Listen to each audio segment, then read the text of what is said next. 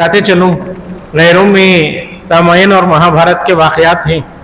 उन वाक़यात को रात भर बयान करते हैं। सुबह में उठने के बाद कोई ये पूछे राम को सीता क्या होना, तो वो बोलते हैं ये बड़ा बेवकूफ़ है, इससे बड़ा बेवकूफ़ तो कौन नहीं। ये भी गोया उसी तरह का एक लंबा वाक़या है, वो बातिल है, ये बरहक है। यूसुफ अलैहिस्सलाम को जुलेखा क्या होना, ये सवाल अगर पूरा वाक़या सुने बाद कोई पूछे, वो बहुत बड़ा अक्लमंद है। क्या अक्लमंद नहीं बल्कि बेवकूफ़ है। थोड़ी सी अकल इस्तेमाल करें और वाक़ये के सबक को हासिल करें। पूरा वाक़या लंबी तफसील के साथ भी हमारे सामने आ जाए, अल्लाह क्या हिदायत देना चाहते हैं ये हमें समझ में ना आए तो फिर हम महरूम होंगे। उनके वाक़ये में एक वाक़या, गल्ले की तलब में सौदा लेने के लिए यूसुफ अलैहिस्सलाम के भाई उनके पास पहुँचे, तो उन्होंने भाइयों की तादाद गिनी। उनके सगे भाई बुन्यामीन उस काफिले में नहीं थे। उन्होंने उनके भाई के बारे में पूछा तो उनके भाई अपने छोटे भाई बुन्यामीन को साथ नहीं लाए थे। वो हमारे घर में है, हमारे वालिद साहब के पास, तो उनको भी लेकर आओ। उनको भी लेकर आए। लेकर आने के बाद यूसुफ अलैहिस्सलाम अपने सगे भाई को अपने पास रखना चाहे तो उनके सामान में अपना एक छोटा सा आला रख दिए ताकि उनको अपने पास रोक सकें। फिर ऐलान हुआ, काफिले वाले जब वापस हो रहे थे ना, देखो हमारे बादशाह का एक आला नहीं दिख रहा, उनका एक प्याला शायद तुम्हारे पास है। अगर वो तुम्हारे पास निकले ना तो तुम चोर साबित हो जाओगे और हम तुम्हें गिरफ्तार कर लेंगे। बात समझ रही? अल्लाह तबारक व तआला कुछ खास इख्तियारात हज़रत अंबिया अलैहिस्सलाम को देते हैं। उन्हीं में से एक इख्तियार हज़रत यूसुफ अलैहिस्सलाम को भी अल्लाह ने मुख्तलिफ किस्म से उनके अपने ज़माने में दिए। अब यहाँ वो अपने भाई को अपने पास रोकने के लिए प्याला उनके सामान में रख दी। फिर फौजियों से हुक्म दिया कि जाओ तलाश करो। तलाश करके प्याला उन्हीं के भाई के सामान में निकला। पूछे उन्होंने क्या करना, इनकी सज़ा क्या? दूसरे भाइयों बोले वो चोर साबित हुए, इससे पहले उनके भाई यूसुफ भी चोरी करे थे, इसलिए वो चोर की जो सजा है वो सजा इस भाई को दी जाए। उनके भाई यूसुफ अलैहिस्सलाम बचपने में फूफू के पास थे। फूफू उनसे बहुत मोहब्बत करते थे, उनको छोड़ना ही नहीं चाहते थे। तरबियत के दिन मुकम्मल होने के बाद, जैसे हमारे नबी हजरत मोहम्मद सल्लल्लाहु अलैहि वसल्लम बचपने में दाई हलीमा के पास थे, जब उनका पीरियड वहां का जो दिन गुजरने थे वो दिन गुजार लिए तो फिर अपने वालिदा के पास मक्का मुकर्रमा वापस आए। उस तरह वो भी अपने फूफू के पास से वापस आना था, तो उनके फूफू अपने पास रोकने के लिए इसी तरह उनके कमर पे एक पटका बांध दिए। ये बच्चा मेरा सामान चोरी कर लिया है, झूठा इल्जाम लगाए थे हजरत यूसुफ अलैहिस्सलाम पर। अब उस वक्त हजरत याकूब अलैहिस्सलाम की शरीयत में कानून था, जो कोई आदमी चोरी करता है ना, जिसका माल चोरी होता है वो उसको अपने पास ही रख लेगा। चोर गोया के गुलाम की तरह वही रह जाएगा। यूसुफ अलैहिस्सलाम को रोकने के लिए उनके फूफू ने उनके ऊपर गलत इल्जाम लगाया। उसी तरह अब बुन्यामीन को रोकने के लिए यूसुफ अलैहिस्सलाम ने वही चाल चली। अब इस पर एतराज होता है, एक नबी है, किस तरह उन्होंने एक काम कर सकते हैं? गोया ये झूठ बोलना हुआ, गोया उनके ऊपर तोहमत लगाना हुआ। हज़रत उलमा उसकी तफसीर बताते हैं, उसकी वजाहत करते हैं। हज़रत यूसुफ अलैहिस्सलाम को उनके भाई कुएं में डाल दिए, ऐसा कुआं जहां कोई आने का इम्कान ही नहीं था, चांस ही नहीं था। बहुत मुमकिन था ऊपर से नीचे गिरने के बाद वो मर जाते, उनका इंतकाल हो जाता, तो कत्ल करने की साजिश थी। तो इन्होंने बुन्यामीन को उनकी जान बचाने, उनके चाल से महफूज रखने के लिए ये हिला अपनाया। हजरत यूसुफ अलैहिस्सलाम बहुत से आजमाइशों से इन्हें गुजरे। बुजुर्गान मुहतरम, झूठ की इजाजत हमारी शरीयत में भी 3 जगह है। एक जिहाद में दुश्मन को हराने के लिए, इसी तरह दूसरा, दो आदमी बात नहीं कर रहे तो उनको आपस में मिलाने के लिए सुलह के तौर पर, इसी तरह तीसरा, मियाँ बीवी में बीवी को खुश करने के लिए शौहर कोई झूठ कहता है तो ये जायज, तो मसलिहत की वजह से झूठ बोलने की इजाजत मिलती है। جس طرح ہماری شریعت میں اب اجازت ہے اسی طرح ان کی شریعت میں وہ اجازت تھی، اس لیے حضرت یوسف علیہ السلام نے وہ حیلہ اپنایا ہے۔ ان کے واقعے میں ہمیں سبق ملتا ہے کہ ہم ہر حال میں اللہ کی دی ہوئی دعوت کلمے کو اپنائیں۔ اللہ کبھی دے کر آزماتے ہیں تو کبھی لے کر آزماتے ہیں۔ 60 سال فصل کے بہترین پیک کے تھے تو اس میں بھی اللہ ہی کو ماننا ہے، اس میں بھی اللہ ہی کی طرف رجوع ہونا ہے۔ پھر 60 سال تنگی کے ہیں، قحط کے ہیں، ہر طرف جدھر دیکھو ادھر اناج کی کمی، غلے کی کمی، پانی کی کمی، چارہ بھی ختم، سب کچھ ختم، اس وقت بھی اللہ کی طرف رجوع ہونا ہے۔ تو صبر اور شکر یہ دونوں جنت کے راستے ہیں، ہمیں چاہیے کہ ہم ان دونوں راستوں کو اپنائیں، ہر حال میں اللہ ہی سے جڑے رہیں۔ بزرگان محترم، اسی طرح ایک اور بات خاص طور سے اللہ تبارک و تعالیٰ نے ہمیں اس واقعے میں بتلائی ہے کہ دیکھو اللہ کی طرف سے تمہارے سامنے جو حکم آتے ہیں ان کے تم پابند رہو، اس کے سامنے کسی اور کی کوئی پابندی نہیں۔ تمہیں کوئی آدمی گناہ کا کام کروانا چاہتا ہے تو وہ اس کی مت مانو بلکہ اللہ کی مانو۔ اللہ کی اطاعت میں ہر ایک کی مدد لو، اور کوئی اللہ کی اطاعت کرنا چاہتا ہے تم بھی اس کی مدد کرو، لیکن کوئی تمہیں اللہ کی نافرمانی کرنا چاہے، تم سے اللہ کی نافرمانی کروانا چاہے، تم سے کوئی گناہ کروانا چاہے، 7 آسمان 7 زمین یہ ٹوٹ جائیں، یہ پھوٹ جائیں، یہ برباد ہو جائیں، یہ چھوٹی بات ہے، لیکن کوئی گناہ ہو، اللہ کی نافرمانی ہو، یہ بہت بڑی بات۔ جب ہم اس بات کو سمجھیں گے تو زندگی بھر شریعت پر ہم عمل پیرا رہیں۔ بزرگان محترم، دوسری صورت ہے سورہ رعد۔ رعد کہتے ہیں بادلوں کی گرج اور چمک کو۔ اللہ تبارک و تعالیٰ نے اس صورت میں مختلف اپنی قدرت کی نشانیاں بتلائی ہیں۔ ان میں سے ایک اللہ کی قدرت کی نشانی اللہ الذی رفع السماوات بغیر عمد ترونها، آسمان ہے بغیر ستون کے ہیں۔ ہماری مسجد میں بھی مسجد کے اس حصے میں کوئی ستون تو نظر نہیں آ رہا، لیکن یہ 4 دیواری ہے، یہ 4 دیواری پہ چھت قائم ہے، چھت کھڑا ہے نہیں؟ اتنا بڑا آسمان بغیر ستون کے، کون اسے تھامے ہی؟ اللہ تبارک و تعالیٰ۔ وہ آسمان کو دیکھ کے اللہ کے قدرت اور اللہ کے وجود پر ایمان لانا ہے۔ بات سمجھ رہی؟ آج ٹیکنالوجی کا زمانہ ہے، ہر ایک چیز میں ریزننگ، ہر ایک چیز میں وجہ، سبب، اس کے پیچھے پڑ کے آدمی اپنا ایمان خراب کرتا ہے۔ آیت میں تو اللہ فرماتے ہیں اللہ الذی رفع السماوات بغیر عمد ترونها، آسمان اللہ ہی کی ذات وہ ہے جو آسمان کو بلند کیا، بغیر ستون کے اس کو کھڑا کیا ہے۔ اب شیطان ہمارے دماغ کو آج کل کے ٹیکنالوجی کے حساب سے ایمان لوٹنے کے لیے گمراہی میں ڈالتا ہے۔ آسمان کیا ہے بھائی؟ اسپیس، خالی جگہ، کوئی ایک چیز ہو اور وہ بغیر ستون کے کھڑا کرے تو نا اللہ کی قدرت مانیں گے ہم۔ آسمان کیا ہے؟ چند پلانٹس ہیں، چند سیارے ہیں، زمین جیسا ایک گول ہے، ایک چیز ہے، ہمیں معلوم ہے زمین کے جیسا دوسری چیزیں ہیں، چاند ہے، سورج ہے، ستارے ہیں، اور بھی دوسری چیزیں۔ تو ان چیزوں کو ہٹائے تو آسمان خالی جگہ کا نام ہے، چھت کے جیسا کوئی تو بھی ایک چیز ہے کہ وہی اسے بغیر تھام کے اللہ کھڑا کرے، اللہ کو مانو، ہے تو نہیں، خالی جگہ اپنی جگہ خود کھڑی ہے، اب اللہ کہاں ہے بولو؟ شیطان اس طرح ہمارے ذہن کو گمراہی کی طرف لے جاتا ہے۔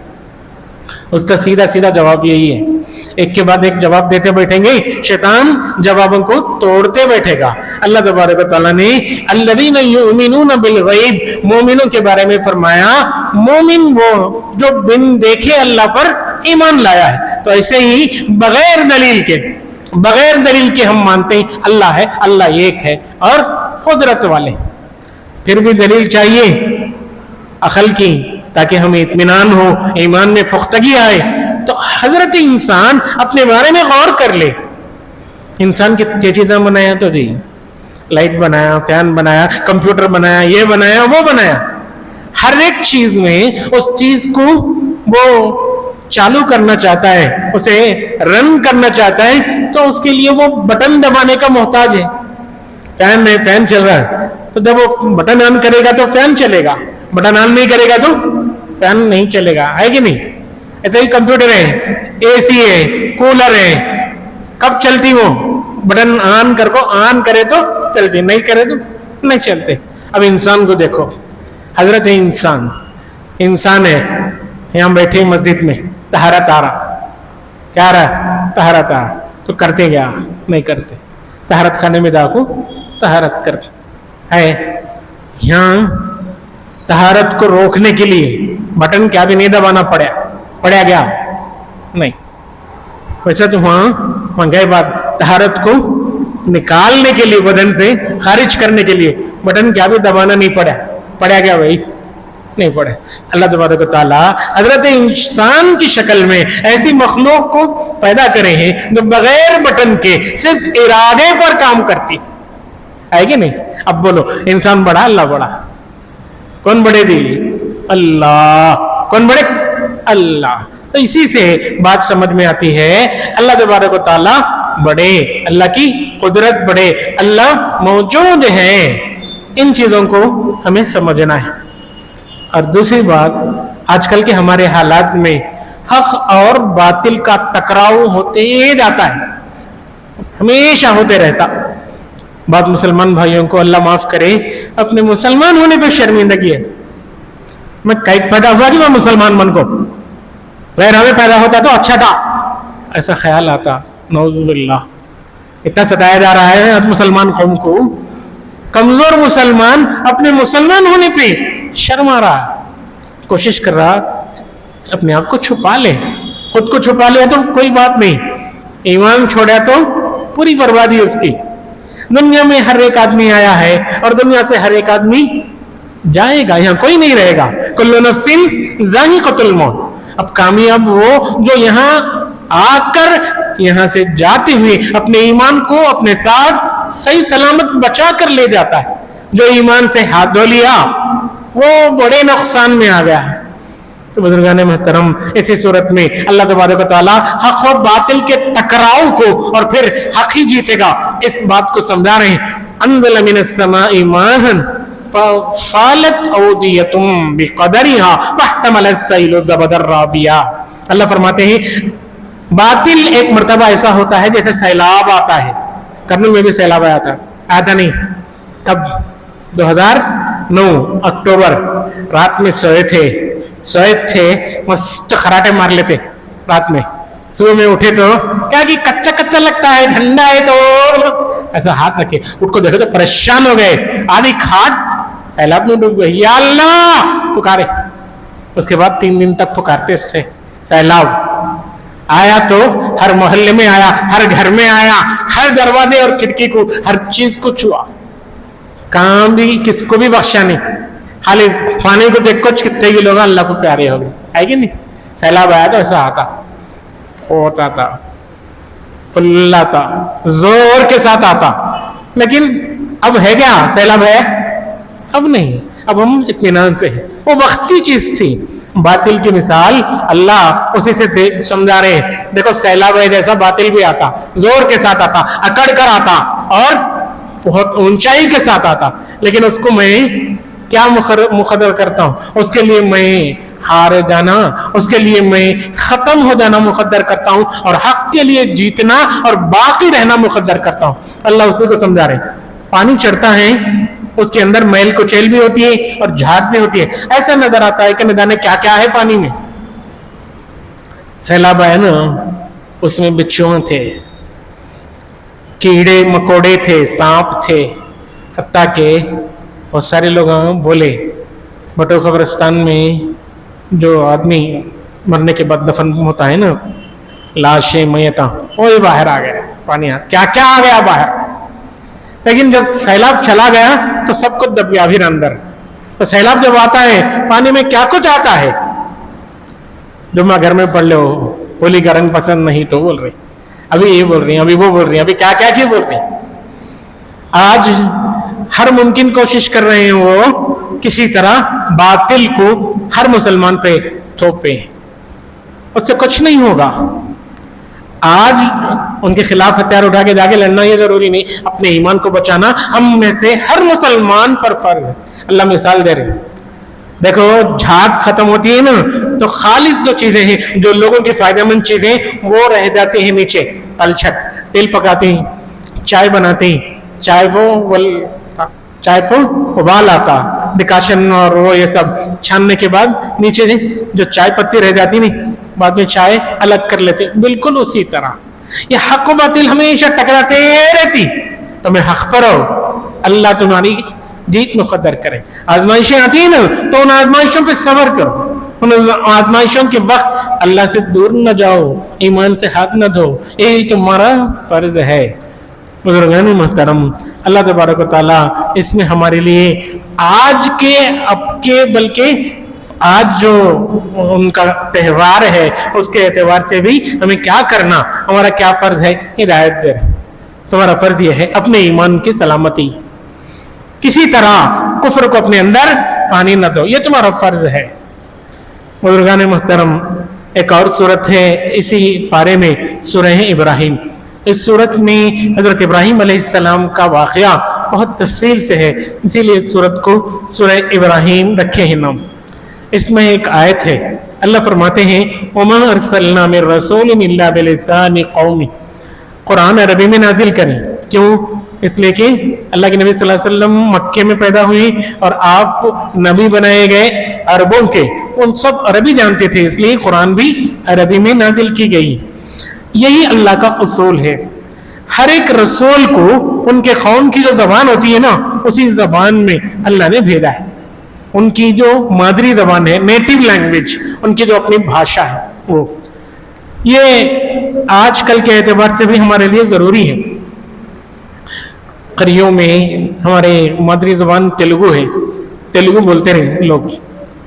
تیلگو ایسے لوگ جو زیادہ تر لدافے, پنجارے یا پھر مسلمان ہیں, مطلب لدافے پنجارے تو نہیں, شیخاں ہیں, ملانے ہیں, ایک عرصے سی قریے میں رہتے ہیں, تو ان کو آپ اردو میں بولو تو بات سمجھ نہیں پاتے, تیلگو میں بولو تو بات سمجھتے ہیں.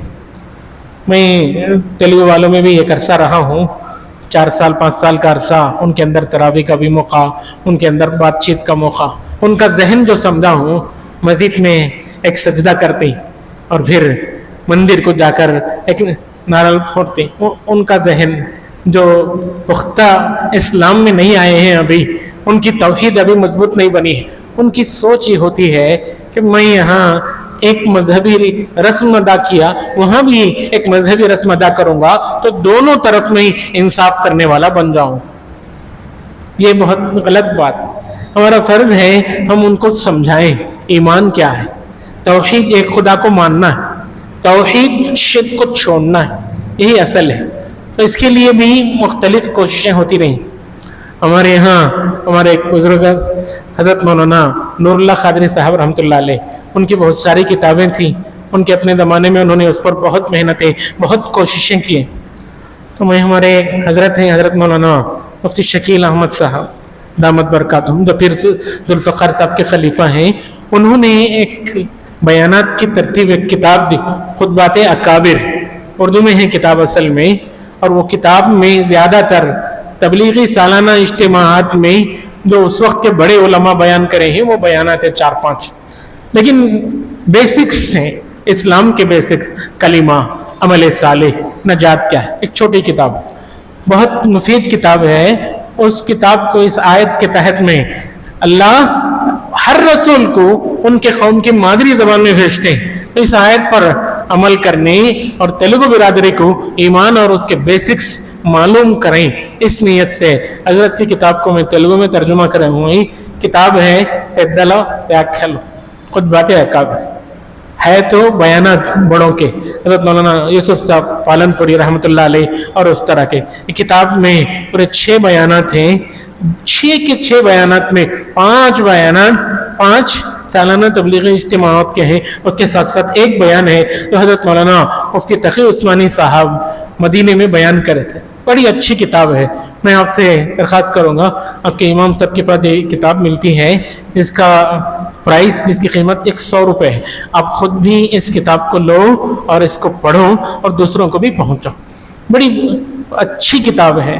बुजुर्गों ने दीन के बयानात कैसे होते थे और पहले उन्होंने जो कुछ हमें तरबियत दी, उसी तरबियत की बरकत से आज हम मुख्तलिफ जगह मस्जिदों को आबाद देखते हैं। आज हमें ज़रूरत है हम कलीमे वाली तरतीब पर आएँ, कलिमा और उसके जो तकाज़े हैं उसको अपने अंदर ला लें। और अब हमारे अतराफ में, देहातों में जो हमारे मुसलमान भाई हैं ना, उनके ईमान की फिक्र करें। ये हमारा फ़र्ज़ है। हम तो उर्दू में बहुत कुछ सुनते हैं, बोलते हैं, और उर्दू की बरकत से बहुत सारा लिटरेचर इस्लामिक का उर्दू में मिल जाता है, तेलुगु में बहुत कम मिलता है। आज हमारा फर्ज है इस आयत के तहत अल्लाह ने अरबी में अरबी कुरान नाज़िल करके अरब के सरजमीन में अल्लाह के नबी सल्लल्लाहु अलैहि वसल्लम को मबऊस फरमाया। अब हम क्या करें, उसे हमारी मादरी ज़बान तेलुगु में उसके मतलब को, उसके मफ़हूम को हमारे इन भाइयों तक पहुंचाएं और उस तरह हम अपने दावत के तबलीग के फरीज़े को अदा करने वाले बने। एक छोटी सी मजलिस थी जिसमें मैंने आप हज़रात के सामने 2-3 बातें रखी। एक तो हज़रत यूसुफ अलैहिस्सलाम का, उनका जो दावत वाला हिस्सा था वो, दूसरी इसमें 2 और सूरतें हैं, सूरह राद जिसमें ख़ास तौर से अल्लाह की कुदरत की निशानियां हैं, और इसी तरह हक़ व बातिल के बारे में अल्लाह का फैसला, अल्लाह हक़ को जिता कर रहेंगे। तीसरी बात है सूरह इब्राहीम में मादरी ज़बान की बड़ी अहमियत है। हमें चाहिए कि हम मादरी ज़बान सीखें और उसी तरह उसमें भी दावत का काम करें। ऐसा ना हो कोई गैर हमसे बात कर रहा है तेलुगु में और हमें ना अली उर्दू जानते में उर्दू में बोले तो उसको शक आ जाए, ए बेटा कहाँ का की, हाँ कर्नल काच की नहीं, वहाँ का दिख रहा, यहाँ का दिख रहा, ऐसा भी सोचने पर आ जाते। इसलिए मजबूती के साथ मादरी ज़बान भी सीखो, उसमें भी पुख्ता हो जाओ। दीन दुनिया दोनों जगह कामयाबी के लिए वो ज़बान भी काम आती है। अल्लाह पाक से दुआ है अल्लाह कहने सुनने से ज़्यादा अमल करने की तौफीक अता फरमाए। कुरान मजीद की हर आयत से जो हिदायत और जो नूर मिलना है वो अल्लाह हम सबको अता फरमाए। आमीन या रब्बल आलमीन। व आखिरु दावाना अनिल हम्दुलिल्लाहि रब्बिल आलमीन। सुब्हानल्लाहि व बिहम्दिही, सुब्हानकल्लाहुम्मा व बिहम्दिका, व नशहदु अन ला इलाहा इल्ला अंता, व नस्तगफिरुका व नतूबु इलैक।